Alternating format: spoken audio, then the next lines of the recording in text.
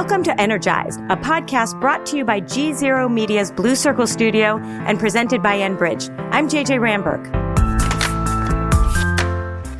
There is a lot of renewable power that got built by investments from all the hyperscalers like Microsoft, Google, and so forth, that effectively drove a lot of innovation in this space. We are partnering with energy companies, but also governments to figure out how we go and enable this amazing productivity gains that we need as humanity, and at the same time do this in a sustainable fashion. Energy transition is not just about energy companies. In order to evolve the way we power our lives, it's crucial for the energy sector to work with partners from all kinds of industries. Today, we're going to hear from two very different examples of the way innovation is changing how and where we get energy. First, we'll talk to Uli Homann from Microsoft about advances in AI that are making the energy sector more efficient, but are also increasing our energy needs exponentially. Then we'll speak with Caitlin Tessin from Enbridge, along with Ramberg from Divert, a company that works to reduce food waste in America, in part by turning it into renewable natural gas. But let's start with Enbridge CEO Greg Ebel on how emerging technology is changing the energy industry.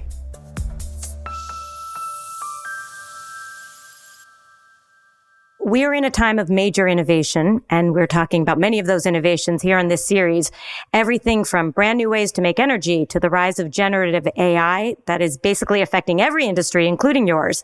What are some of the energy innovations that you're most excited about right now? The generative AI one is a super fascinating one to me. In our business, we have both fossil fuel related businesses and renewable businesses, but ultimately it's about getting energy to people and increasingly making sure that if you want to hit that reliability goal everybody talks about as well, making sure that your systems don't break down.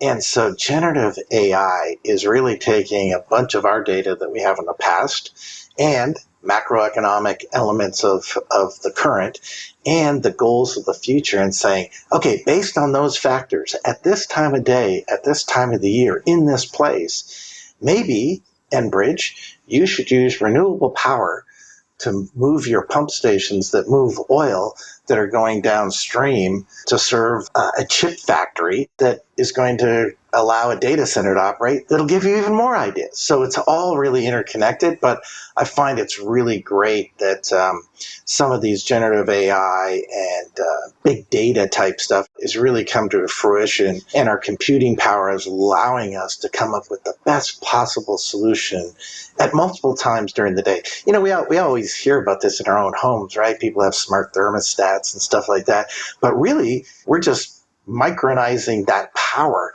but using it on a massive scale to apply to all of our energy systems. So I think that's super exciting. If we can use this commuting power that, yes, takes more energy to actually allow us to use energy smarter, cleaner, faster, cheaper, I think that's probably the most exciting. I'm equally excited by some of the technology pieces related to, using renewable natural gas and hydrogen and using ammonia, different things that have been out there for a long time, but having different applications of those. That's super exciting too. And then last but not least, maybe it's an antecedent of all this. I am actually thrilled to death that the biggest tech companies on the planet, who have a lot of super smart people, are all over this now.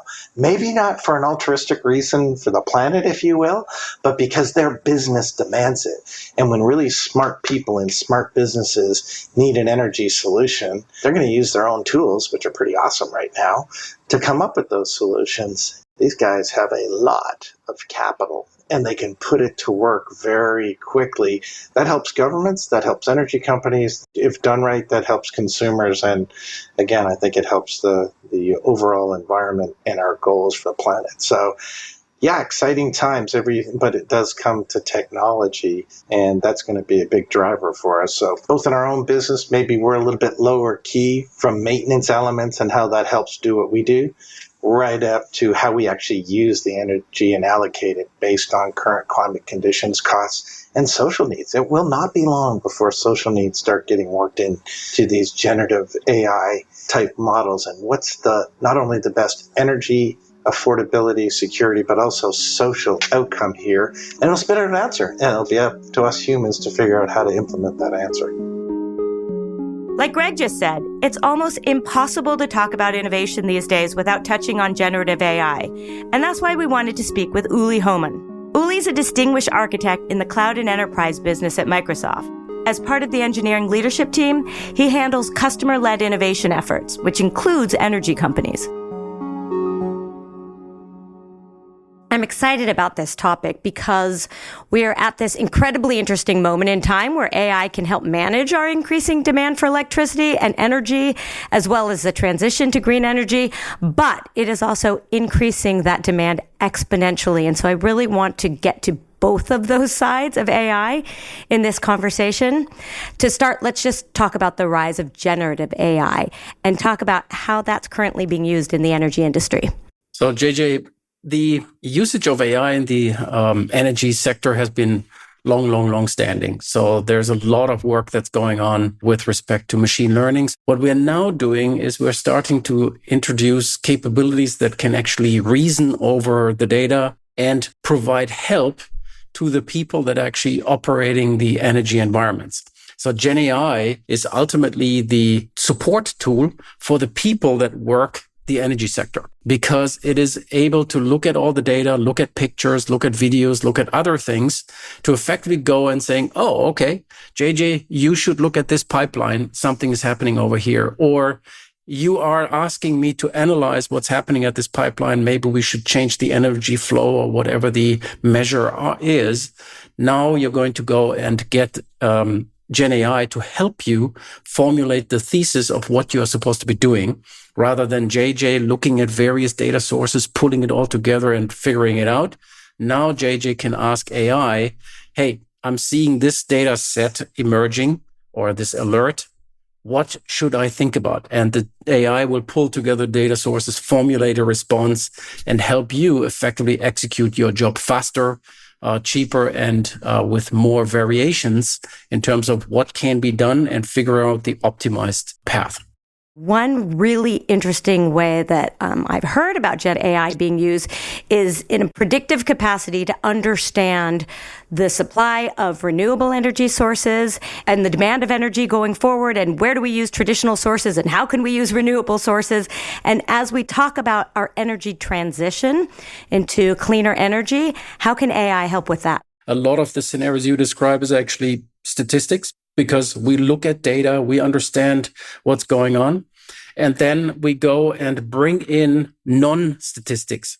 So when you look at weather patterns, you're looking at changes in the geology, geography, and stuff like that. You now need to take those into account in the positive sense. Let's say in Washington State, where I live, it's getting warmer. That has side effects, but it also says you can now bring more solar energy into Washington State because there it's warmer weather. And now you can also look at the weather patterns and other schematics and have Gen AI analyze that data and bring it together with your statistics and your structured data for a much more complete output. And again, you can go through variations much faster to make decisions because you now have multiple data input streams that can be utilized to make decisions. And I think that's where the power of the capabilities are. How can this all help make energy more affordable? I mean, one of the issues we think about is energy security. And how do we make sure everybody, every industry, every person has the energy it needs? If you look at the energy transition of the future, we will have the grid providers, but then you have what's called prosumers as well. If you have solar on your roof, for example, you are effectively an energy provider. Now we have a scenario that effectively is very uncommon to the energy business because energy used to flow one way. I generate it, I distribute it. Now energy actually flows both ways. And managing that is something where AI will be super powerful because it will help you take all of the signals you have, meaning how much demand is there, what are the power sources coming again with weather, which is obviously super important. Is it cloudy today? So most likely the solar panels will not be as effective. So I might not get as much, or I might need to provide more. So AI is going to help you with managing the grid in both directions, meaning feeding, consuming, and optimizing that flow.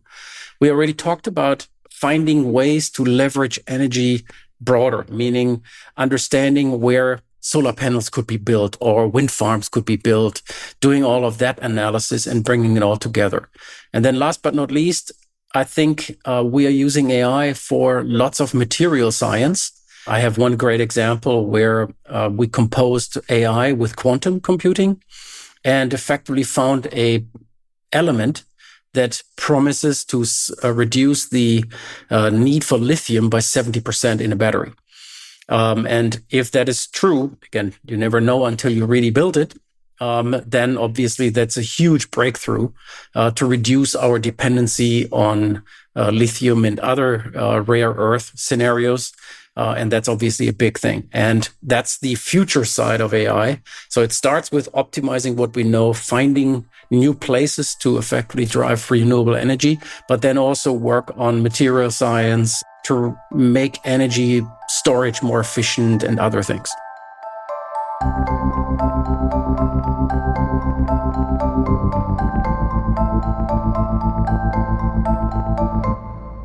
Let's flip to the other side. We're talking about how AI can help the energy sector. Now let's talk about the increased demand AI is putting on the energy sector. Can you put any numbers to that or any scale to that? I can't because this is still emerging. So we are investing a lot of money right now to distribute AI technology across the globe and make it available everywhere. That starts with building data centers, which starts with bringing AI chips and networks and other things into those data centers. And then obviously you build the rest of the software stack. And with all of that comes increased energy usage.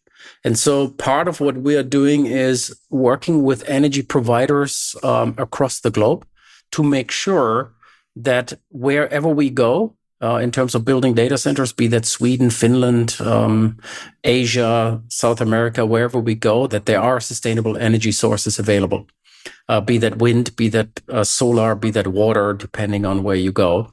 And that's obviously not easy. And we are spending quite a lot of the investments that is going into energy because that is part of the conversation. And funnily enough, my team has recently actually started investing in nuclear fusion because we believe that energy from natural sources will bring us this far, but we most likely will need something else to really go after the dream that we have with AI. And therefore, nuclear fusion is something, obviously, we're not there either, but it's something that we believe could be a game changer, depending on how long it's going to take us to build this capability. I want to get back to that in 1 second. But before we do that, can you explain to me why the demand for energy or why generative AI takes so much power? It's actually a combination of two things. It's the silicon that we use, so these GPUs. So they're very, very sophisticated pieces of computer technology that effectively take a lot of energy, much, much more than a normal CPU. So they're called graphical processing units, so GPUs versus CPUs. And they're just so much more capable, but also so much more energy hungry. And so there's a ton of work going on in the silicon world to figure out how we reduce the usage of energy or increase the density so much that we don't need as much instances of the GPUs. So that's part of that. The other half is, as always, when you start with a new technology, you start off with first principles, and those are generally very, very non-efficient because you start off with, hey, let's provide value, and then you optimize. And there's a lot of work going on to figure out how to go and reduce the energy hunger of the algorithms. And that's something that Microsoft, OpenAI, and a whole bunch of other companies are working on to say, can we go and reduce the energy usage by 70%, 100%, so that anytime you ask a question, what do I cook tonight? Or, hey, I have this set of ingredients. Tell me what to cook. Or you're looking at your pipeline and saying, hey, what's going on? And you get a summary that becomes as cheap as humanly possible, both in terms of runtime costs, but also and then accordingly energy costs. You were just looking at my chat GPT because that is what I asked it last night. Of course. We all do. Gave it everything in my refrigerator. It told me what to cook. You were talking before about how Microsoft is looking at other sources of energy. Companies like yours have climate goals. Microsoft pledged to be carbon negative by the end of the decade. But obviously, because of all the stuff we're talking about, that is complicated with the increased demand of power from AI. I believe Microsoft's carbon emissions actually increased by 30%, and that is something you all are thinking about. Do you think, because of this, because of your goals, plus the increased need for energy, companies like yours, like Microsoft, are really going to be pulling the rest of the world along, even governments in many cases, to speed up this energy transition? We already see these effects because all hyperscalers, regardless who it is, has invested over the last 10 years in renewable energy. So there's a lot of wind farms, solar farms, and other environments that have been built purposely for powering data centers. But obviously, we don't use all the power. So there is a lot of renewable power that got built by investments from all the hyperscalers like Microsoft, Google, and so forth, that effectively drove a lot of innovation in the space, both building it out, but also thinking through how do we become more efficient and so forth. And therefore, yes, we are not dragging, we are partnering with energy companies, but also governments to figure out how we go and enable this amazing productivity gains that we need as humanity, and at the same time, do this in a sustainable fashion. Before we go, I'd like to ask you kind of big picture. We've talked a little bit about what excites you and what worries you about the energy sector. But in general, when you look at AI, what gets you the most excited? What gets you the most worried? Well, the most excited is, I personally think, a world where you and I just talk with each other, but also have an AI system that works with us based upon how we work. Because I don't have to tell you, do these 25 things in 25,000 steps. I simply say, hey, JJ, let's have a conversation about this. You understand your part. I understand my part, and you act. And so the fancy technology way of thinking about this is called intent-based interaction. So you express your intent and the computer understands what you want and executes within the variables and policies you set. The thing that worries me is obviously, I've watched Terminator and other movies. I'm sure you have done that as well. And there is a possibility that that is one of the futures we might create. And therefore, I'm a big proponent of strong governance on AI, as Microsoft is. We are working with the governments across the globe to make sure that there is a strong regulatory compliance, regulatory oversight over what's happening with AI, where are we driving with AI, because that is a decision that is ultimately going to impact humanity. And since we intend to live a little bit longer, I think that is something that we all need to worry about and have an opinion about. The tech industry isn't the only surprising partner energy companies have in the transition. In 2023, Enbridge announced a $1 billion agreement with a Massachusetts-based company called Divert. Their mission is to reduce the amount of food waste in the world. It might seem counterintuitive that an energy company would want to partner with a food waste company, but that's why I wanted to speak with Divert CEO Ryan Begin, as well as Caitlin Tessin, who's Vice President of Strategy and Market Innovation at Enbridge. Ryan and Caitlin work together on a deal that will result in new facilities across North America to make something called renewable natural gas. Here's how it works. You take a bunch of food waste and you put it in an anaerobic digester. That's basically a sealed container that has no oxygen in it, hence anaerobic. The lack of oxygen creates a perfect environment for a very specific type of bacteria. If you then feed that bacteria in just the right way, it produces biogas. And that biogas can be processed to create something that is a one-to-one replacement for the natural gas that runs through our pipelines and powers our homes. It's pretty amazing. And all of that starts with food that was just going to be thrown away.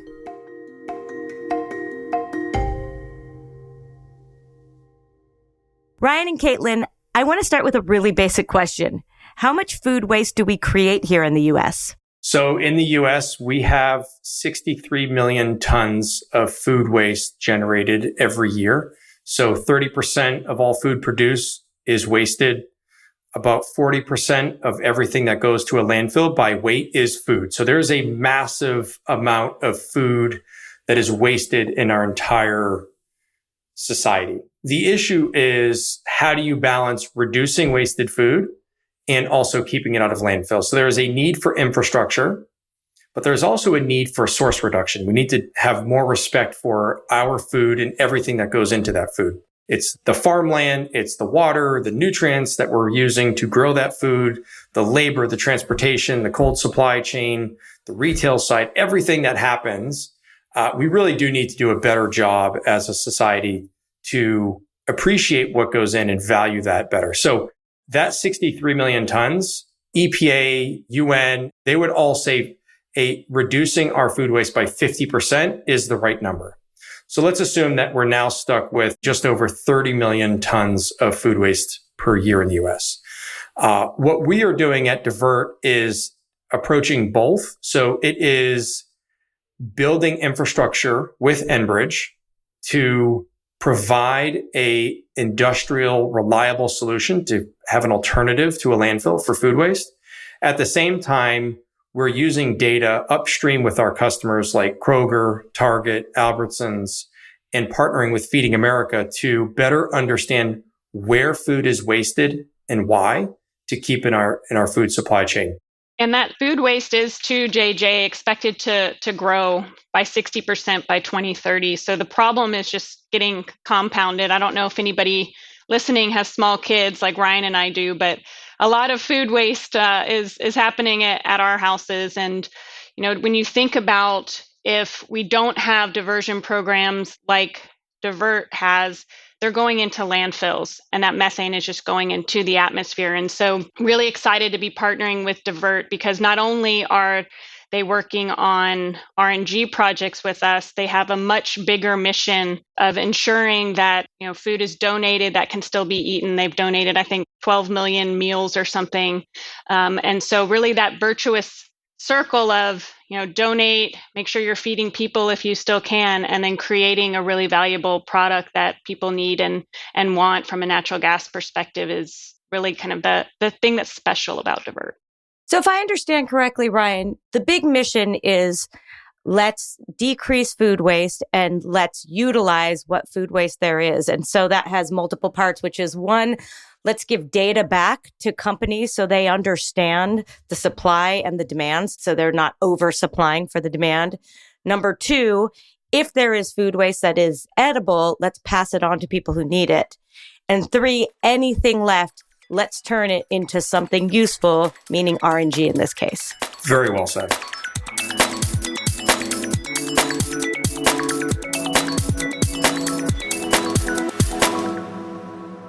Caitlin, why do you think RNG hasn't gotten as much attention as other innovative energy technologies? RNG has been around for a long time. Enbridge invested in our first RNG project in 2011. I think from an obstacle perspective and something that as an industry we can do better is education on the benefits, as Ryan's describing, of diverting food waste, minimizing food waste. The last 5 years, it has increased in prominence. You see 14 or 15 states across the US that now have green tariffs, so cost recovery for RNG at the utility. And I think it'll continue to grow as people recognize the value both from a life cycle perspective and from a carbon intensity perspective. I think the issue is going all the way back to like 2001 when I started my career. Hydrogen continues to get just all of this love because I think it's a pretty cool gas. You can do these different things like fuel cells and, what we were doing at Proton Energy Systems, taking water and we were able to break that apart into oxygen and hydrogen. Like that's pretty cool. I think when we talk about biogas and we're talking about dairy manure and cows' flatulence, talk about landfill gas, like seeping through the landfill, like not that exciting. I think it's probably a branding issue. There's also a scale, like how much biogas can we actually produce? Is it going to solve all of our energy needs? No.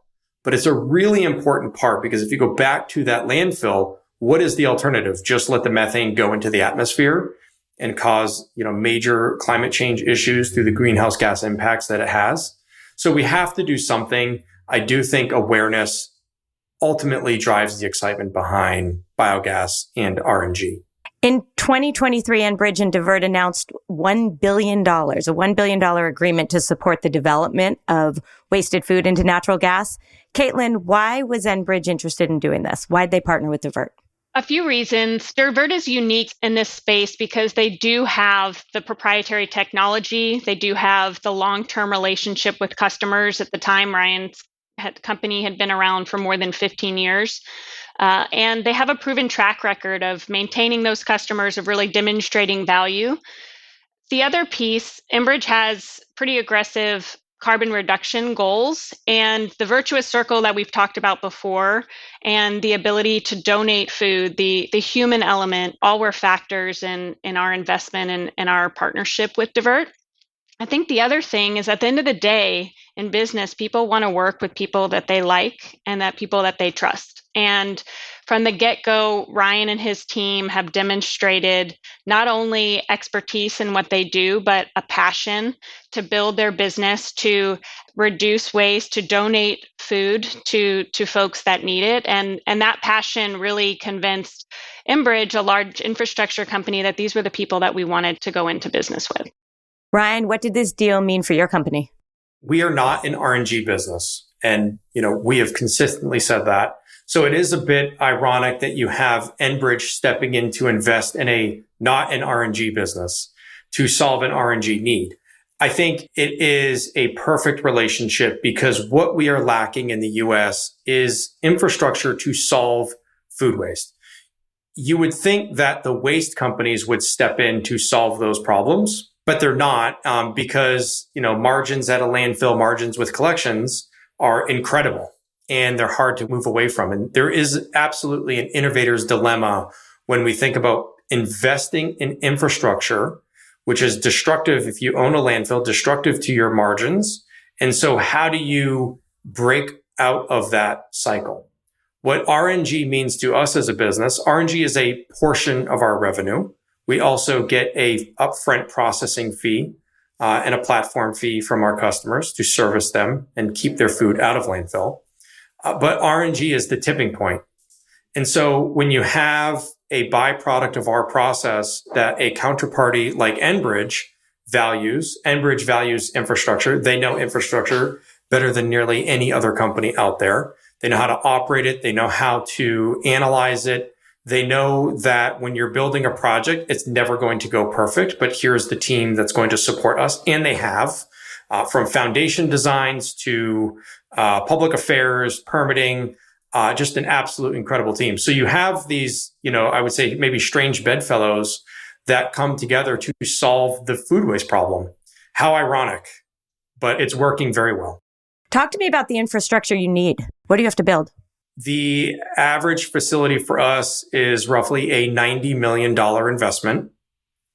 And that $90 million investment will get you 100,000 tons of food waste processing capacity. And on the back end, 235,000 MMBTU per year of renewable natural gas. The infrastructure itself is a 80,000 square foot building with some very sophisticated industrial technology to depackage food waste, because what we receive is solid and packaged. You have to remove all of that stuff. That is our proprietary technology. You're producing a liquid slurry that's very, very high strength. So, think about it as a smoothie.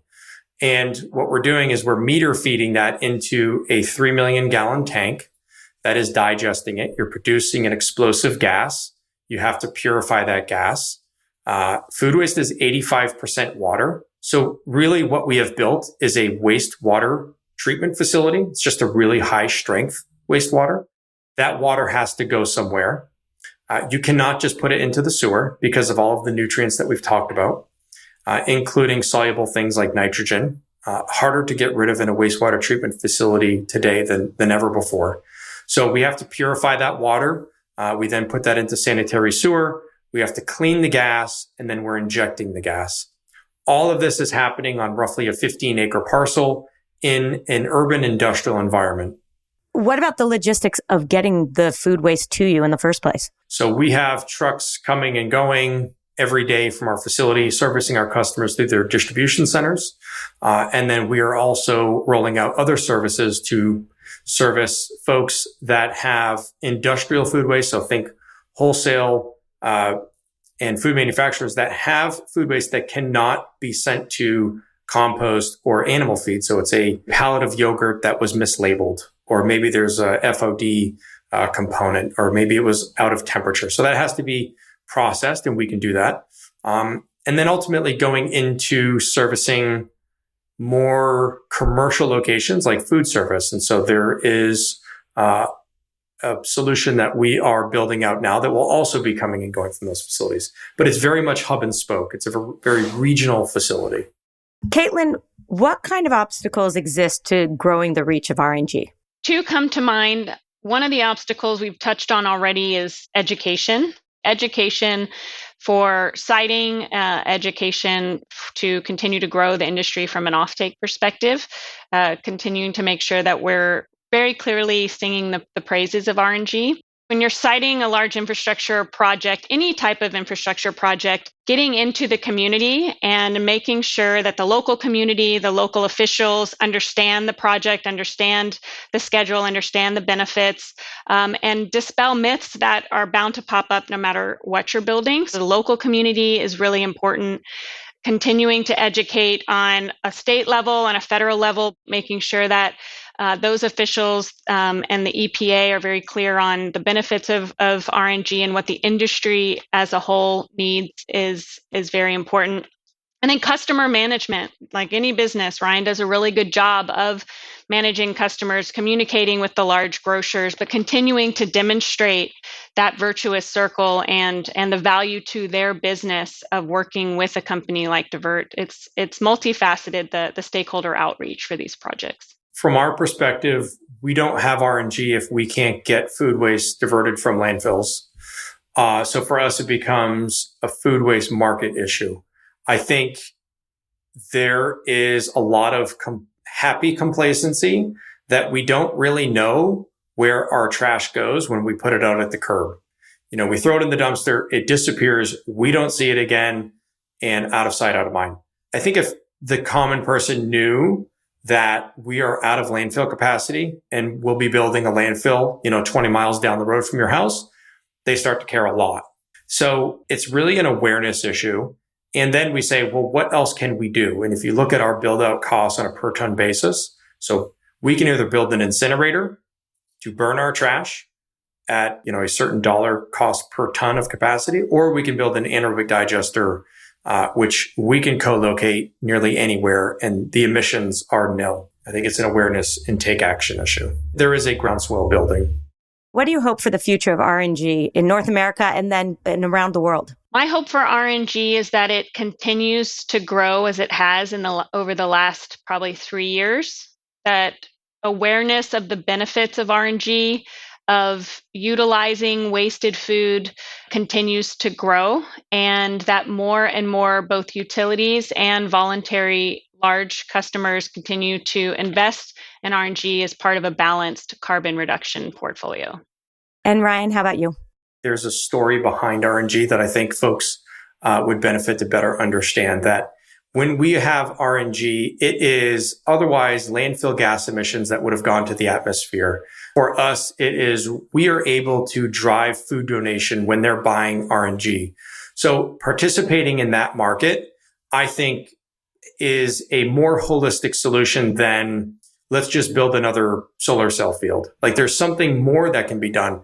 We are having conversations with folks out of Asia that have LNG terminals in the US that are exporting gas to their markets, Europe and otherwise, that said, we need to decarbonize. We understand the value because we do not have landfill capacity in our countries. The idea of sending food waste to landfill is completely foreign. And so that is a type of investment that those companies, other infrastructure type companies, recognize and value. So it is happening. More podcasts, more marketing, like more discussion, I think drives that value. And of course, having participants like Enbridge in the discussion helps support and buoy the market so that we're not feast or famine.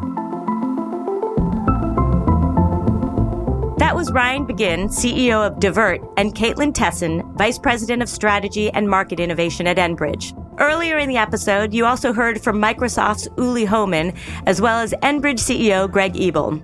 Thanks so much for joining us today on Energized. I'm JJ Ramberg.